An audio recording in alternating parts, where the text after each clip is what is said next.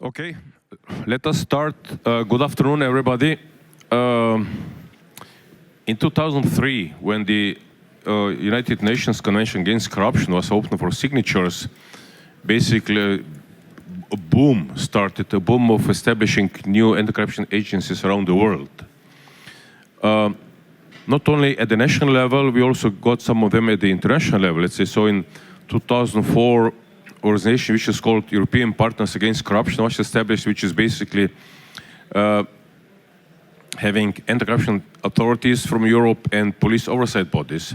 4 years later, the agency which is called European Anti-Corruption Network was established. And it went on and on and on. Of course, those agencies were following different standards, different rules, different principles. Some of them were established by the law, some of them were established by simple governmental decree. Some of them have had all resources at place, some of them had no resources at place. Some of them were doing something good, some of them were not doing many good things. So this, after the first wave of enthusiasm, the second wave came, which was basically, we can call it the wave of disappointment, because people thought, well, with all these anti-corruption agencies, corruption will simply disappear, which of course could not happen. So people started to have some doubts about the efficiency of the anti-corruption agencies. It's interesting that alongside these booms in developing or establishing agencies, there were no real rules how this agency should look like. In 2012, the so-called Jakarta Statement on Principles for Anti-Corruption Agencies have been adopted, but this is not a legally binding document. We got ISO 37001, which again, it's not a legally binding document. And we have bits and pieces of standards for anti-corruption agencies here and there, but none of them are really legally binding. Of course, say we know that ANCAC is saying, well, anti-corruption agencies have to be independent and so on. So this is something which all agencies try to stick to, with different results, of course. The aim of today's workshop is to discuss, is there time already, finally, to get binding standards for anti-corruption agencies in the world? And if yes, what standards there should be? And we will try to find the answers to these questions with, let's say, a group of really distinguished panelists, experts in their fields, all occupying very high positions in their respective institutions. And I will represent them in the way as they're sitting. First, next to me, Ms. Corinna Ulrich. She is the Director of International and Horizontal Affairs, DG Home, European Commission. Then we have Ms. Franz Schein, my dear friend from the OECD, Senior Legal Analyst in the OECD Anti-Corruption Division. Ms. Léa Breton, she is from the French Anti-Corruption Agency, Deputy Head of Team for International Cooperation. And we have Ms. Laura Valli. She is the Commissioner of the Italian National Anti-Corruption Authority, but also the President of the Network European Integrity and Whistleblowing Authorities. The next person, I think many of you know him already. Mr. Egidius Radzevičius, Deputy Director of the STT here from Lithuania.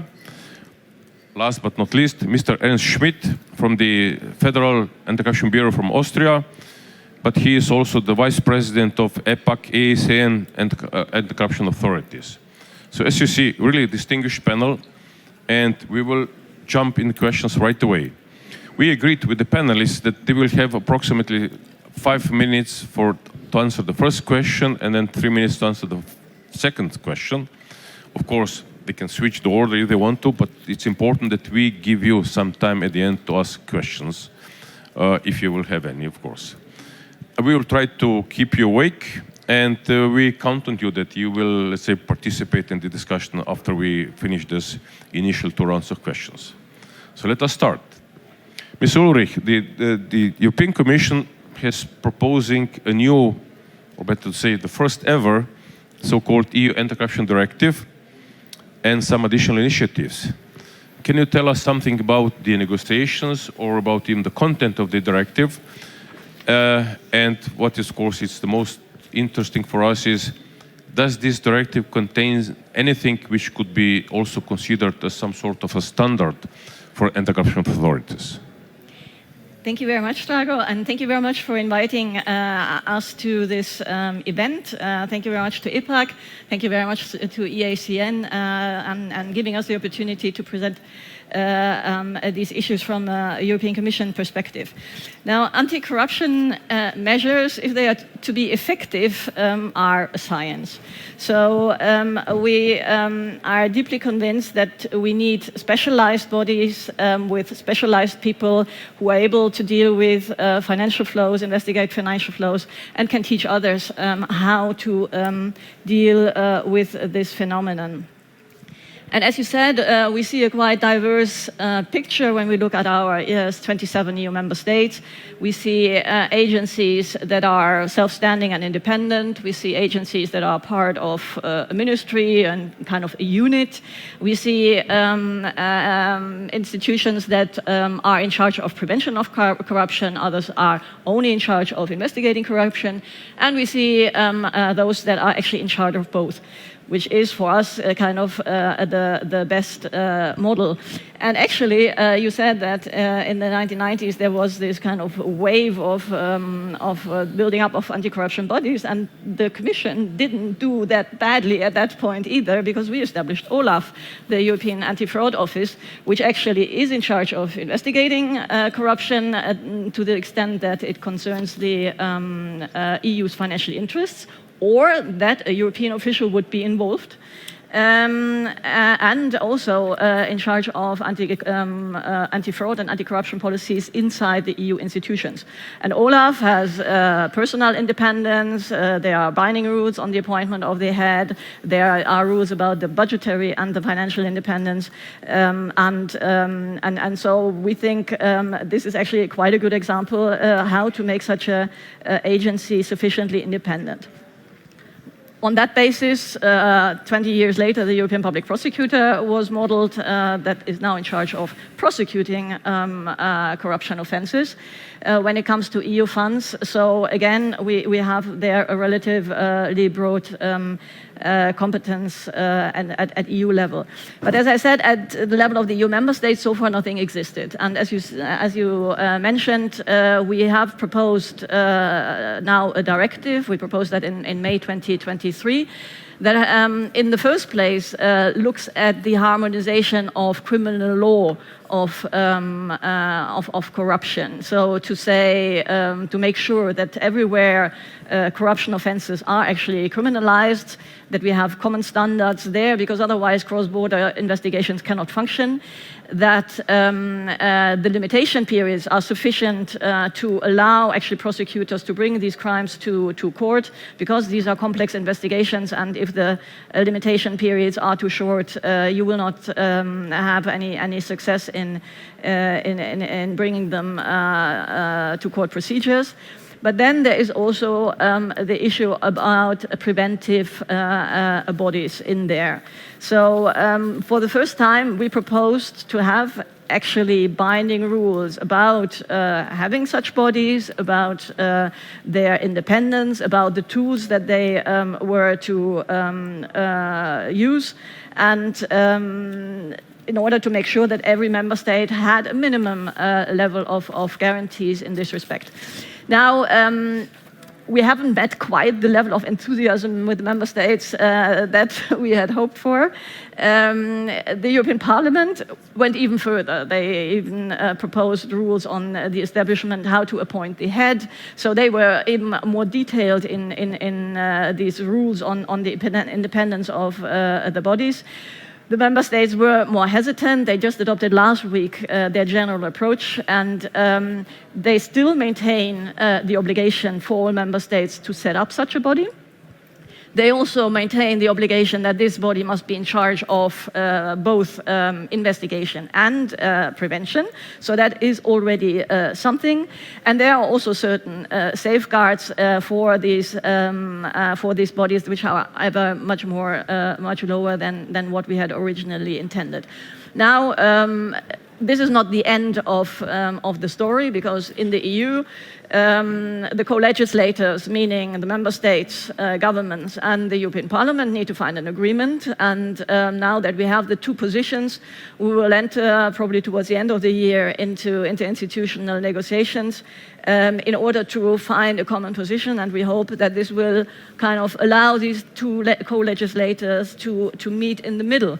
And not only on the criminal aspects of this directive, but even also on these institutional aspects when it comes to the anti-corruption bodies.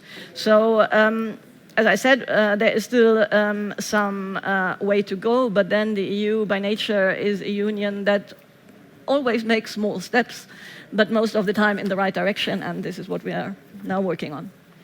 Thank you. Well, I can already imagine the uproar in some countries, let's say, when they will face the text the way you mentioned that. And I would really like to be there to listen to their arguments when they'll be fighting against that. But good luck with that. France, in 2021, the OECD adopted so-called 2020 on a recommendation of further combating foreign bribery, which was, after many years, let's say, the first set of international standards to fight corruption and bribery. And of course, I'm interested, can you tell us what are the main features of that document? And is there anything in this recommendation, or maybe also in the OECD Anti-Bribery Convention, something which talks about the standards for the anti-corruption authorities? Indeed, what I'll do is I'll briefly present the main features of the anti-bribery recommendation, which is intrinsically linked to the convention that you mentioned. And indeed, it was, when we were preparing this panel, I realized it was indeed the first international legal instruments, probably since the UNCAC, that was so broad. So in terms of the OECD Bribery Convention, which I'm sure most of you know, it provides binding international standards to combat bribery of foreign public officials. It has various aspects on criminalization of bribery, corporate liability, sanctions, statute of limitations, jurisdiction that you mentioned, mutual legal assistance, of course. But perhaps of interest here is what we refer to as Article 5, which addresses the importance of enforcement of the independence of investigations and prosecutions. And with it comes a whole array of sort of case law from the working group about the importance of this independence and these resources and unbiased enforcement actions. It's complemented by a peer review mechanism through which we've also been able to gather some good practices and identify some problem areas. And I'll get back to that a little bit later, notably as concerns anti-corruption authorities and notably enforcement authorities. In terms of the 2021 anti-bribery recommendation, perhaps to focus on issues that may be in the realm of the anti-corruption agencies, some of which are around the table today. The recommendation recommends that countries enhance their detection capacities through a sort of a holistic approach. So this means, of course, enhancing awareness and training of key government agencies that have a role in preventing or detecting, actually, transnational corruption. And here, of course, anti-corruption agencies have a role to play, but not only because, of course, other agencies like foreign representations or FIUs or tax authorities can also be instrumental. There's a strong focus in the recommendation on strengthening enforcement because at its core, the Anti-Bribery Convention and the recommendation are about criminalization of an offense. So there's an importance put on the proactive detection and investigation of transnational bribery, on more effective international cooperation, among law enforcement authorities, but also among other agencies that can have a role in facilitating international cooperation in multi-jurisdictional cases. It also addresses now the recommendation, the demand side of foreign bribery, which I won't go into a lot of detail because that's not really the point here. And then there are very significant elements that were inserted in the recommendation on non-trial resolutions, such as settlements or deferred prosecutions to resolve foreign bribery cases with accountability and transparency, but also very broad whistleblower protections that were very much inspired by the EU directive to protect whistleblowers in the public and private sector. And last but not least, because that is also a function of some anti-corruption agencies, including the French one, there are measures to encourage countries to incentivize companies to develop internal controls, ethics, and compliance. And we know that there are some incentives and sanctions as well in the Loi Sapin, for instance, to encourage the development of such compliance measures. Now, honing in a little bit on anti-corruption bodies, the convention and recommendation, as I said, focus a lot on enforcement. In some countries, the anti-corruption agencies are in charge of the investigation and prosecution, but not systematically. But where they are concerned, we have a strong both rules, but also sort of speak case law on autonomy and independence. So the importance of anti-corruption bodies operating with autonomy, with sufficient resources to be able to be effective. We also have a strong push towards well-resourced, effectively trained, properly trained staff, and as well transparency and accountability in law enforcement practices. And that means both with certain aspects of investigations like the closing, but also the publicity of concluded cases. And just generally integrity mechanisms within police forces to both allow for transparency of enforcement actions, but also to prevent corruption within their own police forces. So in summary, the 2021 recommendation has really advanced global efforts in terms of independence and autonomy of enforcement, but it also, I think, highlights the need to continue working on those standards, on oversight mechanisms, to ensure that throughout the enforcement process of the offenses, there is transparency and accountability. I think just to confirm what France is saying, let's say, I remember the case when I was not yet chairing this working group, but I was still the head of the Chilean delegation. One of the countries, which is the EU member state, got a recommendation, or it was criticized because of the lack of resources for their anti-corruption agency. And the fight went so far that at the end, the country left the position among the main table. They decided to sit in the back of the room, and they did not participate in these discussions for 1 year at least. Because of one recommendation, which was basically requiring country to provide sufficient resources. Lea, French anti-corruption agency is the newest of all agencies being present here at this table, and you really did, let's say, from the start until today, you developed in a very fully functioning agency. Is this a proof that basically establishing an agency and making it fully functional is nothing very particular, or you're still meeting some, let's say, challenges, and in meeting these challenges, what were you missing most?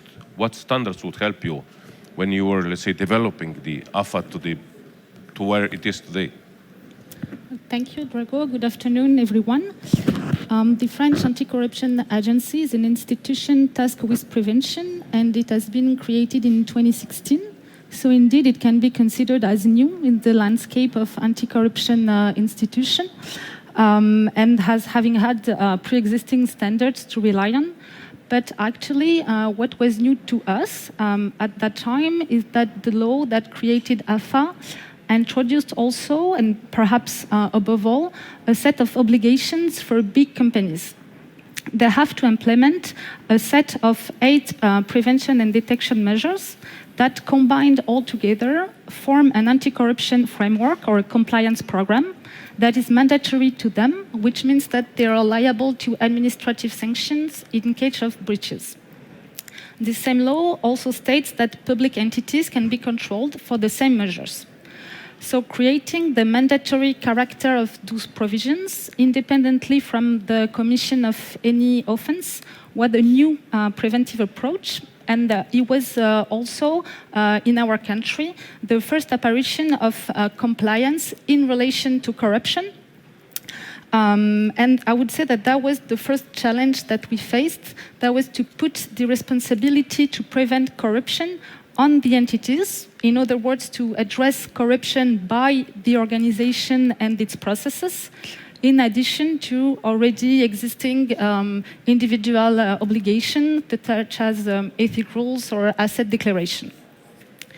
What was also new was to align the framework for both public and private actors. So that was because we had this framework that we created AFA as a specialized body to ensure that the system would be enforced. So to elaborate this framework, we drew on already existing practices and standards in other countries, but also as stated in Article 12 of the United Nations Convention Against Corruption. But I would say that what we were missing maybe at that time was other example of more detailed explanation on the content of what the standard for such a preventive approach could be, and more specifically, what would be the role of an anti-corruption body, a specialized body, to enforce them. Because concretely, AFA has two main missions. The first one is to provide guidance. So concretely, it means that we establishes official recommendations as well as practical guides that are adapted to the different sectors and entities, so as to provide both regulatory explanation and methodological tools. And then, in order to ensure that those are not are properly implemented in the entities, we conduct audits within the entities so as to ensure that they are not only implemented but also robust and effective. And we go quite in depth during those audits. And that's a combination of advice and control that ensure that both public and private entities comply with their obligation. So I would say that that was where we had our second big challenge, because the very principle of those audits, to conduct audits on the preventive measures, was new. So it took a little time before it became accepted by the entities. But today it's, I think, an issue we no longer face, because they do see the added value of having a strong compliance program and recommendation to rely on. But I would highlight that what we were missing in our early years was how to picture ourselves in the already existing ecosystem of anti-corruption agencies, since none of them, well, not a lot of examples at least, were conducting preventive control on both public and private actors, and we had no standards for that. But today the landscape is a bit more clear. We have found more counterparts, at least for the public part, thanks to international events and the work of all the networks. Yeah, thank you. Well, without clear rules, nobody likes the new kids on the block. The case. Laura, yes. After the first very turbulent, interesting years of the existence of the National Anti-Corruption Agency, it seems that you are now in the safe harbor, because it looks that you're not facing any external critical challenges. Is this really the case? And what would be the standards which would you wish to have them when you started this trip at the beginning, when really ANAC was exposed to many, let's say, also existential threats? Thank you, Drago, and thank you to the STT and EPAC for this event and this awesome organization. Since the time is short, the question on ANAC, especially, which is the Italian anti-corruption authority, is beginning of ANAC's travel. Drago says ANAC has been traveling for many years now, and the uniqueness that characterizes ANAC is that we have both let's say, responsibilities in the area of public procurement and transparency, conflict of interest, and whistleblowing. So we are an administrative independent authority. We are independent from the government, and so we are in charge of the public sector, but now with the new whistleblowing law, also partly of the private sector, in referring to the whistleblowing competency. Anyway, the important question here is how would the existence of mandatory standards for the anti-corruption bodies help us? And my answer to that is immensely, and I would start from here. I think this is really the core of this discussion. We know that starting from the proposal of the European Commission of last year, I think things can really change in Europe. I actually hope that you all have read the draft legislative resolution of the European Parliament of February 2024 and the amendment that this draft resolution brings to the proposal of the directive, because they are very good amendments and very progressive ones. The core of, as Corinne was saying, of this proposal of directive is the establishment of minimum mandatory rules, both on law enforcement and on the prevention of the corruption. And this is not important, is very important. And why is that? Because all the aspects of the UNCAC that are maybe, we always say that UNCAC is legally binding, but we know that this is a definition that has its limits. In fact, UNCAC has provisions that are not legally binding and that now will become binding and mandatory for all member states after the directive, and if the directive is approved. In terms of prevention of corruption, this is the area that I am working on.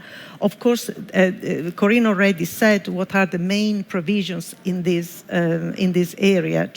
And so the definition of the so-called enablers of corruption, how important it is this. We don't have that. We don't have a definition for all member states in terms of what is a conflict of interest, what we mean by regulating lobbying, what is that definition of independency of an anti-corruption authority. I think these are the definitions that we really need.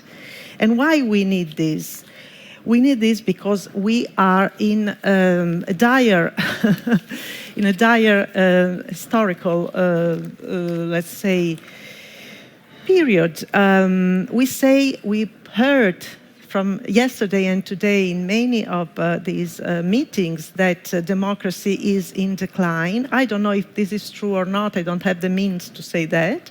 But even if we don't agree that democracy is in decline, or we agree that reports on the death of democracy are greatly exaggerated, as The Economist said in its issue of June 2018, the same article says, but we can say that the least bad system of government ever devised is in trouble, and it needs defenders.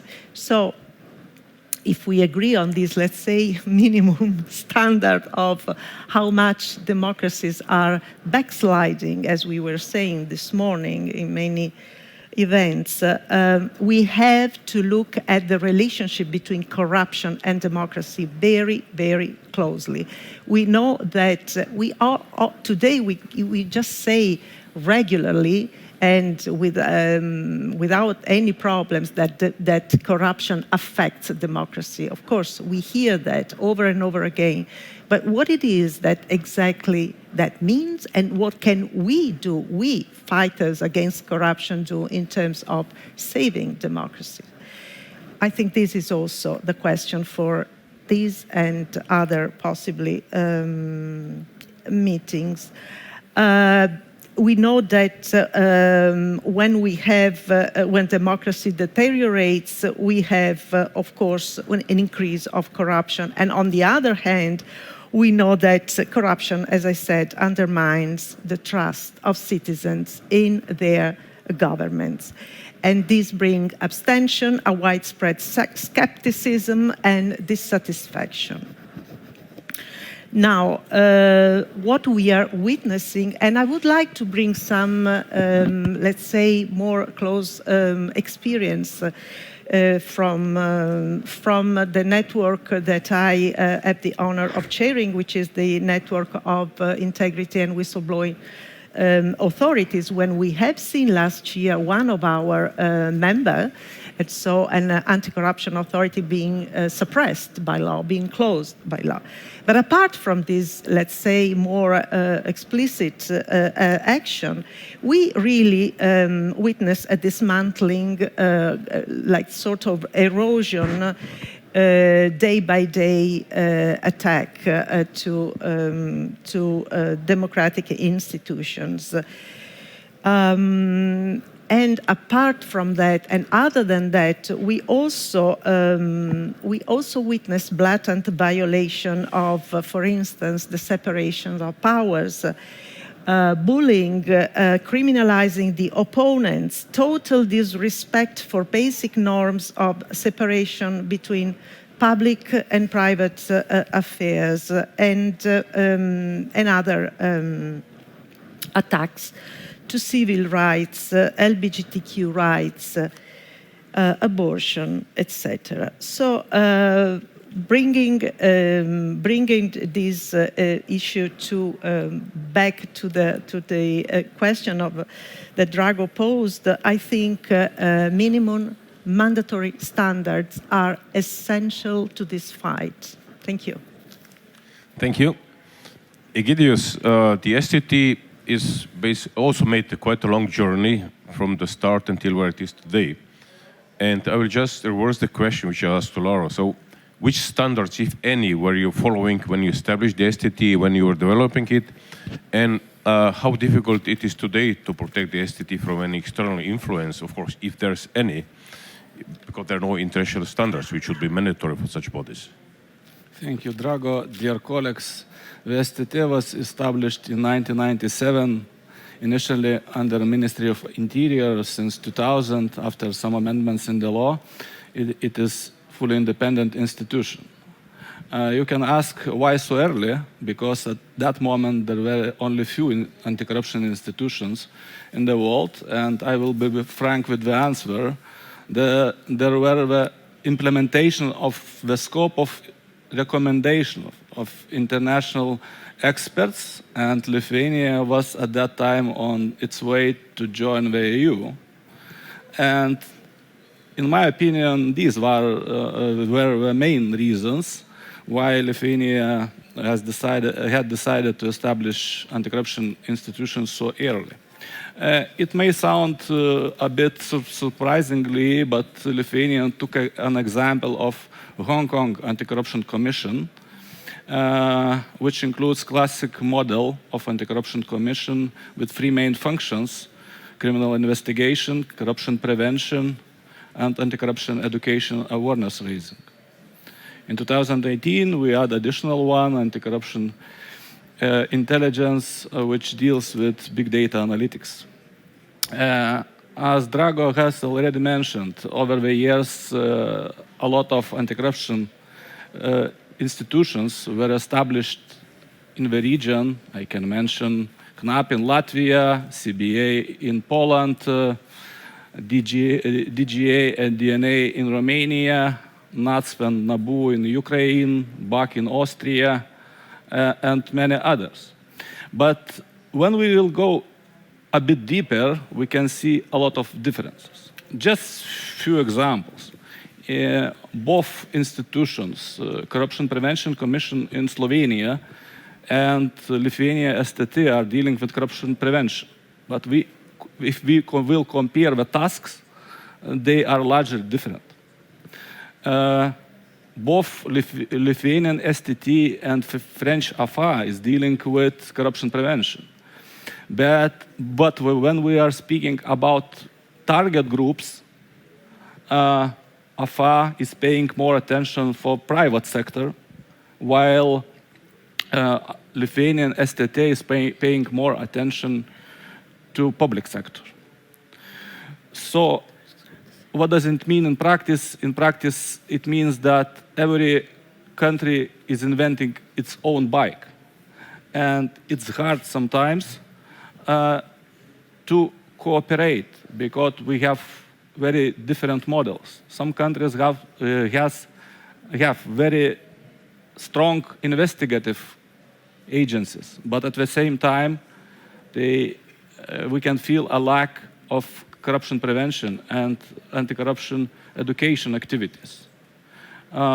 Sometimes we can find that they have very strong preventive agencies, but at the same time, high-level corruption cases is investigated by non-specialized police units. So that's one of the reasons why we need additional international standards. I can say that if we compare, in my opinion, anti-corruption institutions can only dream about such regulation or such tools which already have FIUs, which already have tax authorities, as an example. Another challenge which is going more and more actual, I can call it easy come, easy go. When we don't have very strict international standards on anti-corruption authorities, it's easier for politicians to initiate some reforms or even shut down some anti-corruption institutions. As an example, we have one draft law in one neighboring country nowadays to shut down anti-corruption institutions and split their functions. Speaking about the protecting of our institution from external influence and political interference, it's hard to achieve it. It's easier for Lithuania because we have very strong internal regulation on STT. Beside that, we have several decisions of Constitutional Court of Lithuania about the mandate of independent institutions and the relationship with the main politician bodies. But despite that, I think there are still the possibilities to impact or to weaken the institutions. I can just say another example among the world. The politicians always can cut the resources or financing, and it itself will weaken the institution. It was already mentioned. We're trying to show the professionalism, integrity, and firm commitment for the society, and it brings our strength through trust in the society. It helps our service, but it's still tough. In addition to that, I would like to mention that safeguarding of democracy and rule of law is dependent on anti-corruption activities. And it's recognized by EU rule of law reports. It would be good to have more clear guidelines how to measure the success and how to compare the success of in anti-corruption efforts among the EU member states.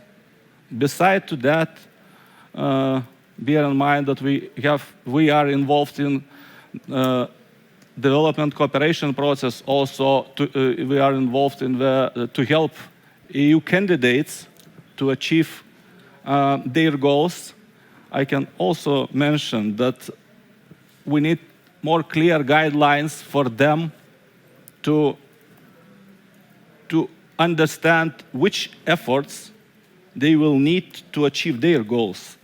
And just one example, it is necessary, of course, to ask for EU candidates to be very proactive in their anti-corruption efforts. But while we are asking to be very proactive in anti-corruption efforts for EU candidates, at the same time, we don't have very strong internal regulation for EU members. Thank you. Thank you. Ernst, let's first listen to what the European Union is preparing, then we heard what the OECD has done, then we heard representative 3 anti-corruption agencies. You are representing EPAC, EACN, basically as 2 groups which are bringing together the anti-corruption authorities. And EPAC, especially EPAC, has been very active in setting standards for these bodies in the past. So can you tell us more about these standards and where do you see the added value of these standards which were developed by the EPAC? Yeah, thank you, Drago. Thank you for inviting me and having us on this panel. Since the Commission and the European Union, OECD are very well known, please allow me to give you a brief overview of what EPAC and EACN constitute. These networks are going to have their 23rd annual professional conference and general assembly this year in Bucharest. So we date back to the early 2000s and establish one of the longest existing networks in anti-corruption matters in Europe, in our understanding. We currently have more than 100 member organizations, so we do not have countries as members, but really organizations, and we consist of two strands. We have anti-corruption authorities and police oversight bodies within our networks. EPAC is the older network. It's, let's say, more informal. It's spanning geographically countries from Council of Europe area, and EACN is a little more formal. It dates back to a council decision of 2008, and EACN is open to EU member states or organizations from EU member states only. Governance is pretty lean. We have a board that looks into not daily business, but the strategic development and the work over the years. The president has been mentioned several times already at this conference, is the director of STT, who is currently the president of EPAC and EACN. And we have, for the two strands, anti-corruption authorities and police oversight bodies, we have vice presidents and deputy vice presidents respectively. And together with the secretariat, which is currently hosted by STT, we run the networks, but we do not do so alone because we rely heavily on the input by our member organizations. So it's really an organization or networks that rely on its members to bring in topics, to bring in ideas, and to run and to develop things. We do not have major resources from donors. We are very grateful to the European Commission for support. We've had a grant managed by the Austrian BAC. STT is also receiving funds for our daily works, for the general assemblies. But apart from that, our members carry their own costs. They cover whatever is necessary to travel and bring the work forward.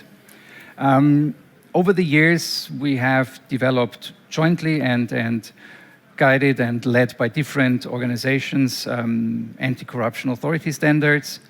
We have developed police oversight principles. Then a handbook for evaluating the effectiveness of police oversight bodies has been published. Also a guide for integrity risk management, and lately a manual on preventing corruption and promoting integrity. And one of our latest publications is on a workshop on whistleblowing, where we cooperated also with NEVA and other international partners. All of these documents are also available to the wider public and are available on EPAC's website. So what is the added value? What is the benefit from our perspective? First of all, those are documents developed by professionals for professionals. So we do not have national delegations as such. We do not have red lines. We do not have last-minute orders from capitals. We take the time that we need to develop those standards, those documents, and all interested members are invited and encouraged to participate. And I think this is also, when it comes to acceptance of those documents, it has been developed by our members themselves. They are not binding in a legal sense, but they are very aspirational, and they provide a basis for the national work, for work at home, and you can rely on this. And we take things as they come. So whenever a member organization sees a need to initiate a new working group, we can do so. We do not have to stick to evaluation cycles. We do not have a strict agenda, that we have to keep.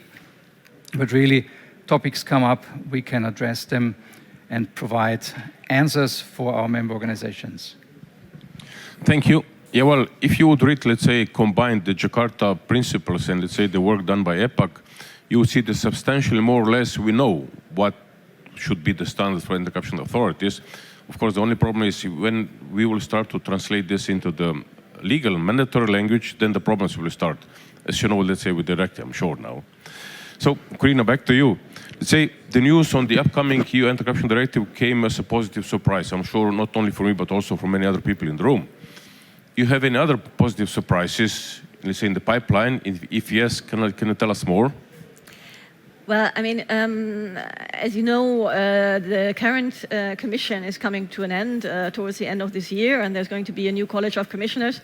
So I cannot kind of predict already what the program of the new commission is going to be. However, our current president is quite likely, as you probably also know, to be also the future president for the next 5 years. And since her appointment in 2019, she every year held an annual speech, so the so-called State of the Union speech, where she set the priorities for the coming year, because of course at the beginning of a mandate you have a work program, but then things happen, for example COVID, and then you need to adjust your priorities. And in 2022 she suddenly put high on the agenda the fight against corruption. And I would personally expect this to continue under the new mandate, also because Europol published a report in April this year about the 821 most dangerous criminal networks in the EU, where they say that 70% of these networks operate using corruption as a means to follow their illegal activities. So this is now, in terms of evidence and of relevance for the fight against organized crime, certainly a very important component that I'm sure we are going to pursue. Now, as you said, the directive is for the time being the only project for binding standards. I would hope we have an agreement next year. Then this always needs to be transposed into national law. Member states normally get 18 to 24 months for that. So we are talking the rules coming into force end 2027, if I count correctly. So there's still some way to go until we have these binding rules, but we are on a way to it. Now, in the meantime, we can always work more with non-binding standards. And what was mentioned already was the rule of law reports that we have been issuing since 2022 that have 4 chapters about the rule of law in the member states. 1 chapter is on anti-corruption. And yes, the recommendations are not binding. However, they exercise some public pressure. I mean, member states are always very keen to see what is in these recommendations before they actually come out. And at the same time, they allow us also to have a constant dialogue with member states about these subjects. So there is really attention on this that hasn't been before. I have to admit, we still need to see really the results from this, but we think it is a process that is promising and that we certainly are going to continue. Now, there are other initiatives that in particular go into the direction of exchange of good practices, identification of good practices. So we have established an EU network against corruption that is this year in October meeting for the 2nd time only, and brings together all stakeholders in the area, from EU national authorities, anti-corruption agencies, international organizations, Greco. I guess you're all there, so I don't need to tell you anything else, OECD. We are still thinking about the program for the meeting in October, but actually this could be also an appropriate subject to deal with. Furthermore, we are currently working on a risk mapping for specific sectors in the EU that are specifically prone to corruption, health, etc. We've seen it again during COVID. So in order to identify which areas member states should pay particular attention to. And then, very briefly, we have other legal acts that are not under the heading anti-corruption, but that are very important for the fight against corruption. And there is, in particular, a new directive on asset recovery and confiscation that was adopted end of May this year. Again, will be transposed end of 2026. But that, for example, apart from many other rules, imposes on member states to launch financial investigations in parallel to the criminal investigations when it's about corruption and other financial offenses and organized crime. And that, of course, will increase, hopefully, the effectiveness of these investigations much.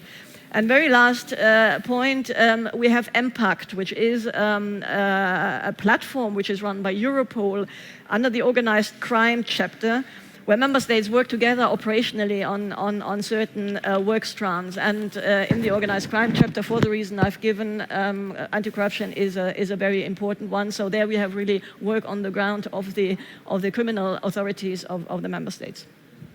Thank you. Well, it's moving. Let's just hope that the member states will play along. As always in the EU. Yeah. France, let's see, the OECD Working Group for Bribery is engaging heavily in monitoring the law enforcement activities of the member states.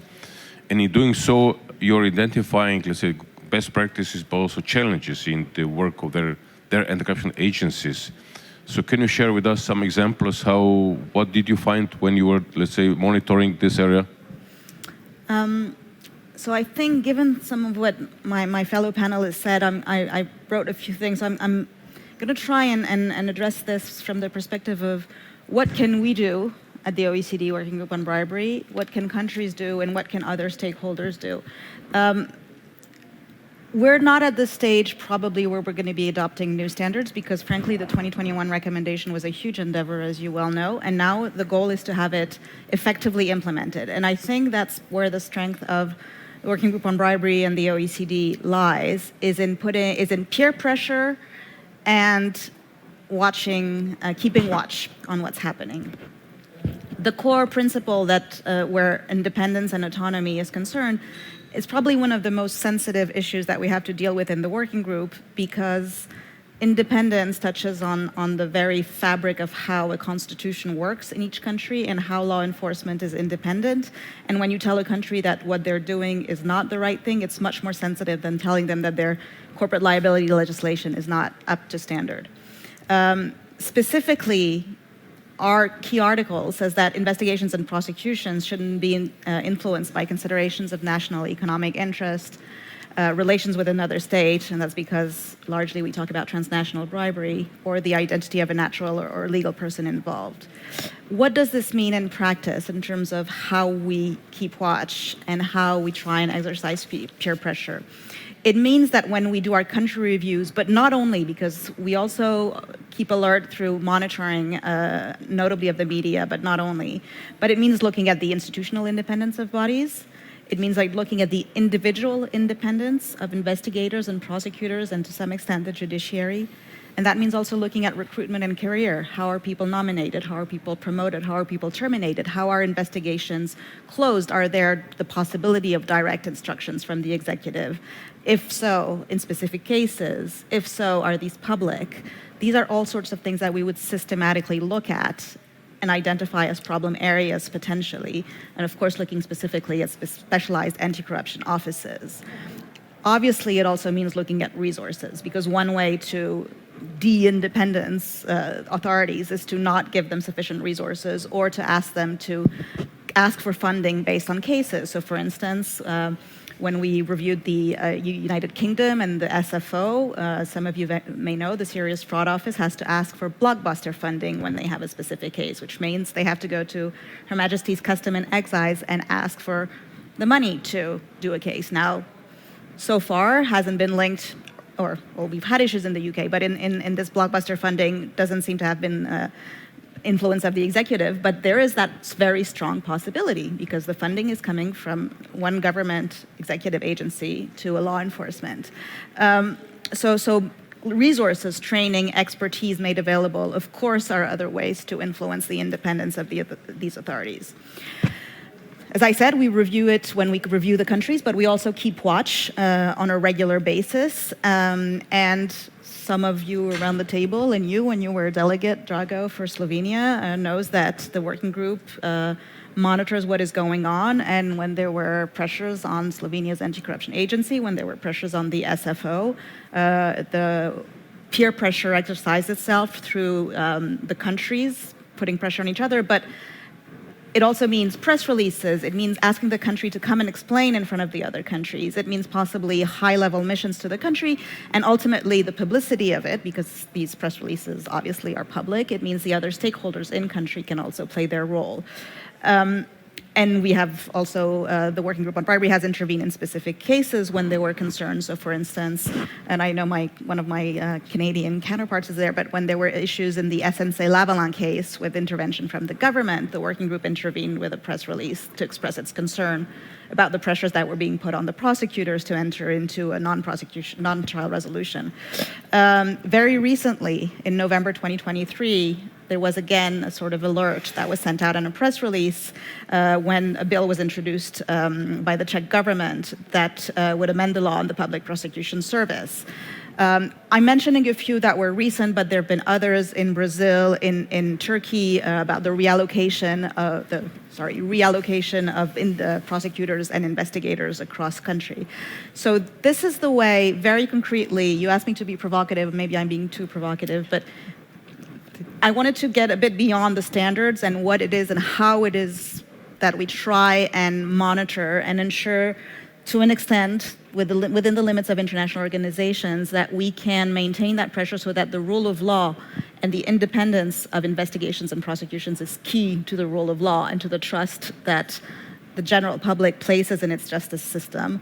That's how we try to do it from the intergovernmental perspective of the OECD through the pressure we put on countries. And obviously, you know, we talked about what's binding, what's non-binding. There are limits to what international organizations can do, but we are one of the players in this scene. And we of course try to encourage also international cooperation through meetings of law enforcement. But basically, perhaps that's what we can bring to the table. Well, you just described the things as they really happened, which means the reality is the one which is provocative, not you. Leah, let's say the French Anti-Corruption Agency is a model of the modern anti-corruption agency, which is now being followed by many other countries. Is there any chance that France would try to push frontiers also when it comes to the standards for the anti-corruption agencies? And if so, or even if not so, what do you think? What would be the most important standards which would have to be made mandatory for such agencies? Thank you.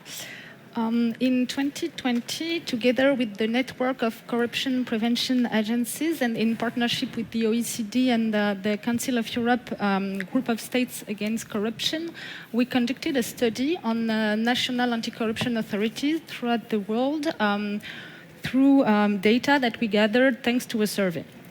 So, of course, it has methodological limitation, but still what resulted from this project is that indeed there is a great diversity of mandates among those authorities, but also some common feature emerge, notably the fact that those agencies are responsible for disseminating standards and most commonly corruption risk assessment and codes of conduct. But the study also reveals that those standards target mainly the public sector and not very often businesses, while international instruments recognize the importance for state to also address corruption in the private sector. From our experience, after almost 8 years of existence, we have seen that we can achieve progress when a national authority provides guidance and tools on what it is that companies have to comply to. What is compliance? We have seen progress with the companies that are subject to the law, the big companies, but also with those that are not, the SMEs, the small and medium enterprises. They are not subject to the law because for a question of resources, but we have seen a proactive action from them because they've seen the added value of having a strong compliance program, and they are doing more and more things. So over the past few years, throughout the world, we've seen a rising interest for this issue, as well as the dissemination of the practice of anti-corruption framework, be they called mechanism, framework, program, or other. Sometimes they are elaborated by institutional actors, sometimes directly by private actors. You have a lot of international literature, the OECD UNODC updated guide, the ISO regulation. But what we can grasp is that there are very different visions among countries of what is expected. So when talking about what should be the the element for a future framework on prevention, we think that this should include a more convergent approach toward integrity for businesses, not because it's more important than in the public sector, because we tackle both. For us, it's the two faces of the same coin. We need to tackle it in the public sector, but we also need to move along as well in the private sector. It has to be both in the same time, otherwise it's not effective. So concretely speaking, it would mean more guidance for private actors to implement mechanisms for prevention, detection, and remediation. That could entail notably corruption risk assessment, but also all the measures that come after, training based on this risk assessment, internal control and auditory control based on those risks, and so on. But also, it would mean for national authorities to open the possibility to assess those programs, because a fundamental feature of any compliance program is that it has to be implemented and evidence-based. What we want to avoid is that it would just be a list of items that they would check. It would be what we call cosmetic compliance, or just a desk exercise, and this is what we want to avoid. So we think that stating the fact that some authorities, some official authorities under certain circumstances could assess those programs would be a key starting point to motivate action. We've been talking about it. At the moment, there is a directive at the European Union level that is under discussion, and the Council very recently agreed its position. And for the first time, we have in the same text provisions for both public and private sector. So we believe it's an important step, and from this one, we could draw on that to think of future common guidelines for the member states to have a more concrete result on preventive approach, but also for a level playing field for businesses. So this is a pragmatic approach, because indeed, as it has been said, we probably won't have any mandatory standards that will appear at least at the EU level for now. But it doesn't mean that we cannot have ourselves a proactive approach and move forward to have a more common approach toward prevention. Thank you. Laura, there are so many anti-corruption agencies around the world with different mandates, positions, goals, and powers. And these agencies have to cooperate with each other. Are these differences a problem when it comes to effective cooperation? And what do you think, what characteristics of these agencies would have to be unified to increase the effectiveness of this cooperation? Yes, this is an important question, and I think the one we should focus on, how to work better together and in our own countries. Now, in terms of data and comparative studies, we don't have much. We know in terms of different ACAs and how effective they are.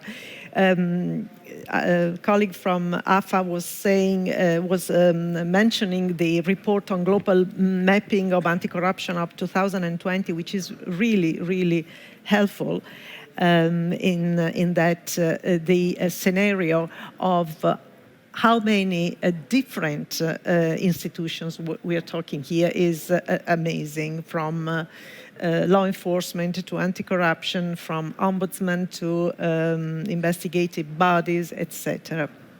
Now, there are no studies to say what it is that works better, but from what we know that it's less relevant what organizational setup is chosen for a particular ACA. What is more relevant, is crucial, is that all relevant functions of countering corruption are in place. And this is pretty obvious, I would say, but important to remember, like operational and budgetary independence, again, adequate resources and capacity, a clear mandate, and strong interagency cooperation. Now, looking back at the directive, at the proposed directive, what it is that will change with that? We know that the proposal of an EU network, it's not only a proposal, the network is already working as we've heard before. ANAC is part of it. Italy is part of this network, of course. The question for me is, are we sure this is the only form and means to have coordination among different entities and strength all of them? Now, when the European proposed directive was discussed in the last couple of years, many different ideas came up on what kind of entities Europe should have to coordinate the work of all these entities. And the network was one, but there were other proposals, particularly a coordinator, an EU coordinator, and an anti-corruption prevention agency at the European level. I don't know if these issues, these themes are already gone, and we don't. It's no use to discuss them again. I think maybe in this. This moment, it's worth to think about what we really need. The network has the positive aspect of, let's say, holistic, what is called holistic approach. So everybody is included in the network, from academy to civil society, private sector, and anti-corruption entities. But we, in Europe, we already have a number of networks on top of a number of different agencies. Let's think about, isn't this something that we have already seen? Are we not maybe replicating what we've done in the last, I don't know, 10 maybe years, 20, repeating ourselves? This is a question that I pose, and I hope is of interest for you, because I think it is still an open question. What would work better to be more effective? This is my question. Thank you. Thank you. Yep. But you don't know the very nice feeling, when you establish the new international organization which will fight corruption, this with words. But you're right, we have too many of them already. Ernst, to pick up on this one, let's say, what is the EPAC doing in this area? How do you foster international cooperation, and how do you overcome these inherent obstacles when it comes to cooperation between different agencies? Yes, thank you. This discussion has been really enlightening, and it shows that we live in a very diverse world, that we are facing a multifaceted anti-corruption landscape. It's really so many different organizations, and we know from EPAC EACN we have only among anti-corruption authorities, we have this huge, broad array of tasks, of different tasks, of specifications, so we know it, and we also face different layers of rules and standards, binding, non-binding. So I think for us it's also about, we keep embracing this diversity, and we keep working with this, while on a generic level, of course, we'll try to be complementary with each other, and also that our results keep compatible and usable for the professionals we work with. And then something that I heard in one of the workshops yesterday, I think we will also keep working on items that can be put into action. We want to deliver something that can be used for daily work of our members. And of course, and we have also enforced this and have also included this in our work program, we also keep working with partners on a European level, on an international level, and we will also enforce this and keep broadening our dialogue with others, so not to lose anything, but also to give our experience to the others, so that we can also sort of learn and benefit from our experiences. Thank you. Egidius, and the last and the sweetest question for you, let's say, Lithuania and STTA, you're being quite active on fighting corruption, not only in your country, but also Europe-wide. So the question basically is very simple. Do you think that there are chances to embark soon on the development of these standards for anti-corruption agencies in Europe, at least? And if yes, which international organization you think would be the best suited to do so? Thank you. And be careful because you have many. Well, for Europe. At the global level, several instruments of international law have been adopted to fight against corruption effectively. It was named already United Nations Convention Against Corruption, OECD Convention on Combating Bribery on Foreign Public Official, Council of Europe, Civil and Criminal Law Conventions on corruption, a resolution on 20 guiding principles, and etc. But speaking about these, they have been around for already 20 years ago, and we should speak about recent achievements and developments. We have heard already from other representatives about some recent measures by the OECD. From my experience, I can say that it's really effective because I was a part of the team when Lithuania was on the path to join the OECD. And I saw what the measures were taken, including some amendments in the law. And it's really impressive. Some amendments we are looking forward within the EU, which is really important, and we support them, and I see perspective in this. And it's very important to implement effectively the new directive, which is related with confiscation of assets and asset recovery offices, because sometimes it's not the punishment by itself the most important thing for the people. The most important thing, or as much as the same important thing for them, is to regain the assets to the country. So it's very important to have an effective system how to identify, trace, and seize the gains and proceeds of corruption-related crimes. What I can also mention, we see some lack in the Europe with the harmonization of definitions when we speak about corruption-related crimes. As an example, trading of influence or illicit enrichment, it is different characterization in different countries. And what does it mean in practice? It's hard to cooperate. It's harder to cooperate because of these differences.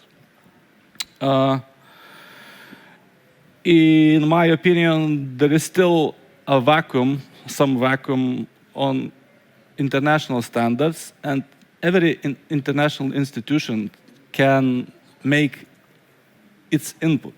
It's not a weakness, but it's opportunity for institutions to step up. Thank you. Well, you see, this is the diplomatic answer. You get a question, which organization would be the best one, and you mention all of them, problem solved. So thank you for now, of course, because now the hard time is coming now, and we already have requests for the floor. Many of them, would you please, there's a gentleman over there. And could you please tell us who you are and whom you are asking the question? Yes, my name is Hassan from Tehran Chamber of Commerce from Iran. As an official member of 309 Technical Committee of ISO International Standard Organization, Governance of Organization, I'm wondering to know your idea about ISO 37's series in standards as an approach to have an international common language and common vision about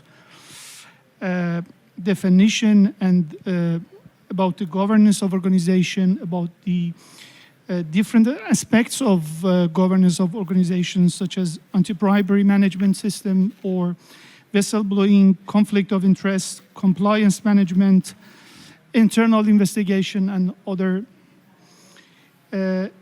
In 309 committee, we try to provide useful document and standards for all of organization, despite of the size, the private sector or the public sector. And the first standard has been established on 2016 about the anti-bribery management system, and more than 7 standards we have established from 2016 till now, and about the 7th standard in a pipeline for established in the near future.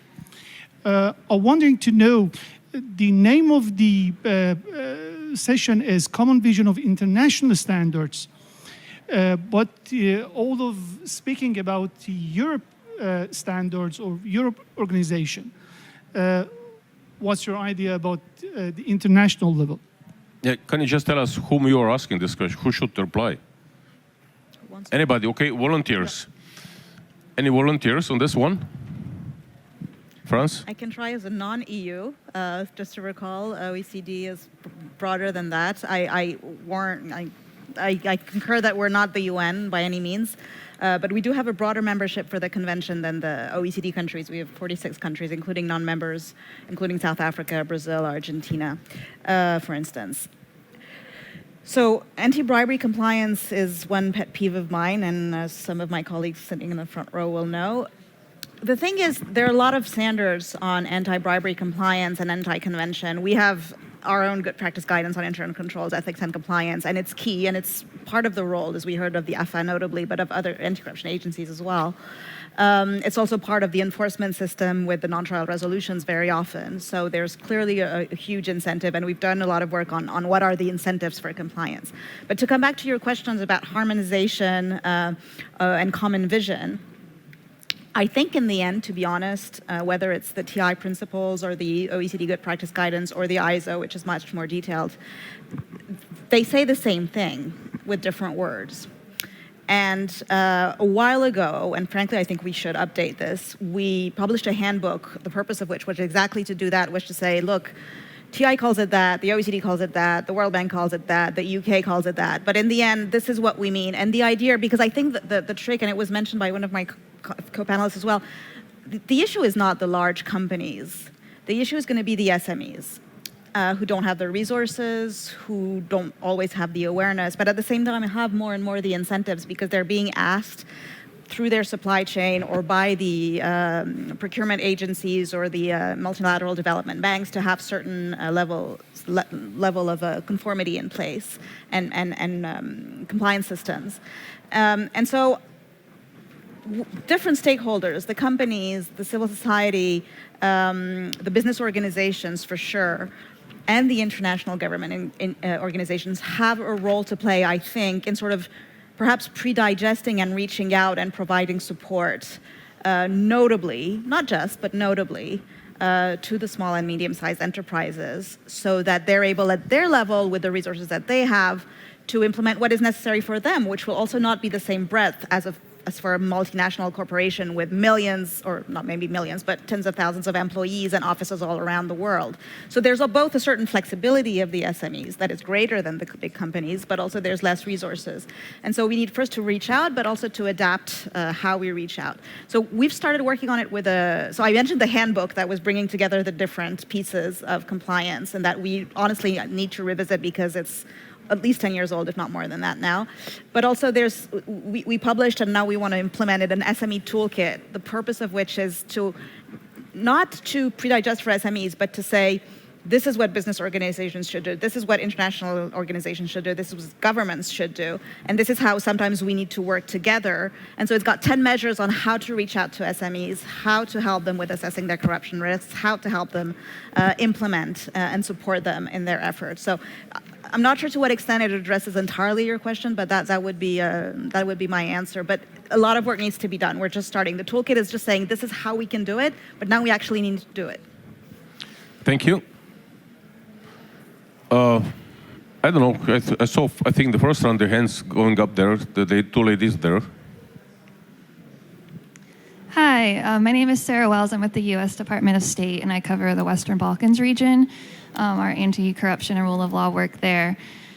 One of our biggest issues there is the implementation and enforcement of legislation that has been passed. The legislation they have a lot of times is very good, but it's not passed with enforcement mechanisms or proper, staff to carry it out. So my question is that when we're looking at international tools, it's great that they recommend different legislation and things along that line, but they seem to lack proper enforcement and implementation monitoring tools and mechanisms. So I'm just curious your thoughts on what the options that might exist in that sort of world are, and if there aren't tools that currently exist, how can we build future standards that include those? Thank you. And whose thoughts would you like to hear, too? Whoever would like to answer, but maybe our EU, OECD colleagues. Corina? Yes, thanks a lot. I mean, the EU has been financing a lot of institution building projects over already the last decennia in the Western Balkans. So, of course, anti-corruption is kind of that effort. You are right. I mean, it's not only there, the challenge to implement actually the laws that you pass. I mean, it's the same at the EU level. We have a lot of great legislation, which then becomes a bit less great when it comes to the implementation on the ground. But, of course, there is a specific challenge there. Now, as you also know, we have launched the enlargement process to Western Balkan countries. And of course, there we have a very big carrot. And we see that this has already triggered in at least some of them quite some activity in order now to progress to meet the standards. And this is not only, and we pay a lot of attention to this. This is not about only adopting the laws and having the rules in place, but this is really to have it implemented, to have a track record when it comes to enforcement, when it comes to prevention. So this is something that we are going to look at hopefully very, very carefully, because we are very aware that this is a challenge, and we cannot afford kind of to increase the problem that we already have in the EU by taking in member states that are not fit for purpose in that respect, be it because of rule of law issues, be it because of organized crime, and as I say, we can afford neither. Thank you. France? So I'll try and be brief because I already hogged the floor. Very clearly, implementation in practice is key. So once we're done with the law, which is necessary basis, because you do need the framework, and that's still important. And 25 years after the OECD Anti-Bribery Convention entered into force, we still have countries that, a few, not many, but that are lagging behind on some key legislation, notably on corporate liability, not just. So once you've had that, the focus of our peer reviews is very much on in practice. That's why we go in person. That's why we meet with stakeholders from the private sector and civil society and the media and private sector lawyers, in addition to government and law enforcement.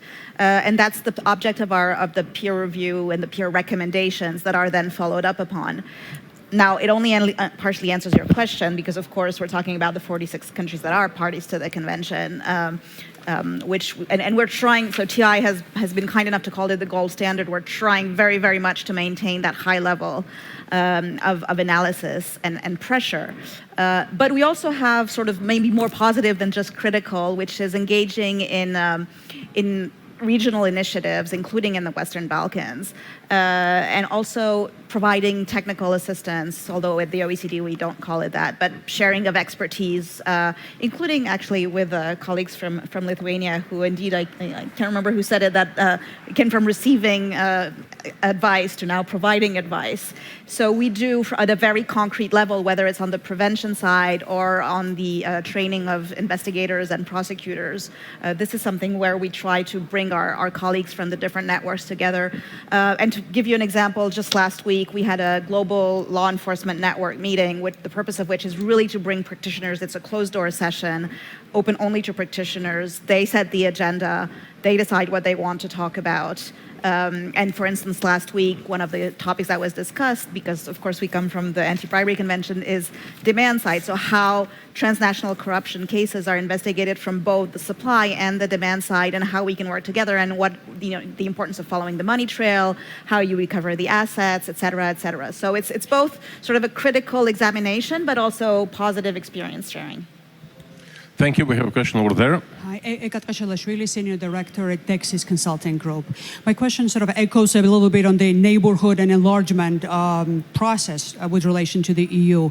And my question goes to Laura and Ernst. I'll be the first one, I guess, to direct directly the question to the members of the panel. There is already, if I recall correctly, 10 countries, I think. Excuse me, just one sec. Since we have voices here, I can't hear very well. Could you please speak a bit louder? Thank you so much. Enlargement process of the EU. There is an incentive and responsibility, definitely, for the countries that are candidates for the EU membership, to be more precise for that. Some already started negotiations, some are about to start negotiating process. What is your strategy or the vision for them to be linked even closer to the networks that you represent, so that ahead of the time, before they actually become members of the EU, they could benefit from being part of your network, part of your family, and then have not only the possibility of sharing experiences and knowledge, but then have a bit of a protection too if it comes to it, right, by being part of the group? Laura?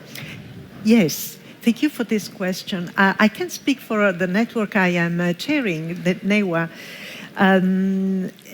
This is a very important issue because we had countries asking to participate in NEWA, but we decided in NEWA to be, because it's a network of practitioners based on the concrete, and this is very important, concrete application of the an implementation of the EU directive on whistleblowing in the countries. We said we only, as a members, accept countries, EU member states, but then we opened to countries that are, of course, in the process of becoming EU countries. And these countries brings an amazing point of view.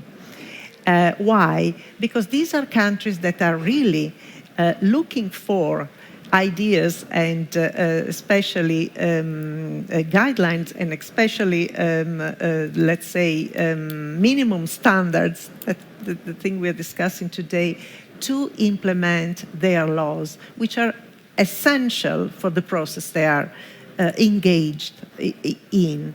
So now, in order to make these laws more, not only based on the famous best practices, but also meaningful for the citizens. I'm talking about the whistleblowing aspect because I am into it now, but that's the best opportunities for them to bring their requests, their needs, and for us, let's say, who already have laws, to think from their point of view. So what can be the best thing, and not repeating standards just because are the same, standards, but really looking at the operational value of these laws. Ernst, something to add, but short, please. Very short, yes. When it comes to EPAC, and I mentioned this briefly, we have sort of an open door policy. So whoever is interested, whichever organization within the Council of Europe countries, anti-corruption authorities, police oversight bodies, and we keep growing. So with every General Assembly, we welcome 3, 4, 5 more members to our networks. And once they are part of this, well, they of course benefit from the exchange. There's one exchange program that STT has, for example, initiated, where they have the possibility to go on a 2 or 3 day trip and exchange ideas, get new ideas, get best standards, and that's what we can offer. And as I said, we are open to new members. Thank you. Well, we have less than 2 minutes to the end, so we will have to stop here. We will not do the traditional round, what are your final thoughts, because you've been tortured enough. It seems that substantially there's not such a big problem, about the content of these standards. Of course, we have to keep in mind, and let's say the gentleman from Iran said it rightly, we speak about international standards. We don't speak only about European standards for international bodies.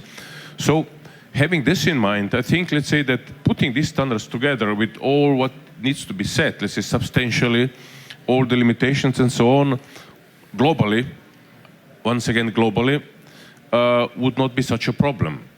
The problem is who will start doing it and how quick this can be done.